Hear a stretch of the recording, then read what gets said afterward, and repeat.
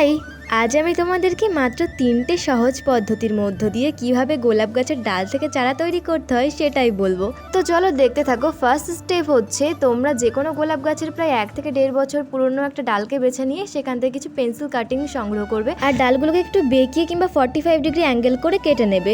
এবার বলি step 2। Step 2তে তোমরা এই ডালগুলোর গোড়ার দিকটাতে অ্যালোভেরা জেল লাগিয়ে নেবে, এতে শিকড় খুব তাড়াতাড়ি বের হবে। আর স্টেপ 2তে আরও একটা জিনিস আছে, যেটা হচ্ছে কিনা ছত্রাকনাশক। তোমাদের কাছে যদি এই সাফাঙ্গিসাইড না থাকে তাহলে তোমরা হলুদ গুঁড়োও ইউজ করতে পারো।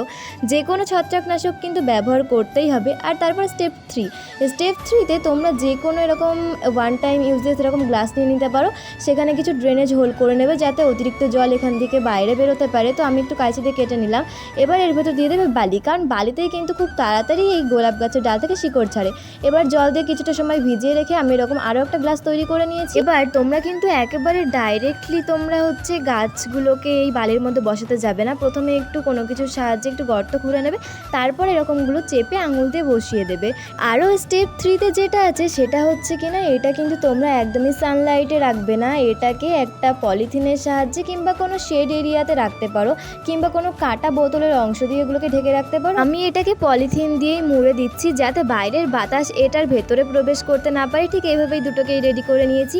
আর এই গোলাপ গাছের ডাল থেকে কীভাবে চারা করতে হয় তার কিন্তু আরও একটা ভিডিও আমার চ্যানেল আছে, তোমরা চাইলে দেখে নিতে পারো। তো চলো আজকে মতো বাই বাই।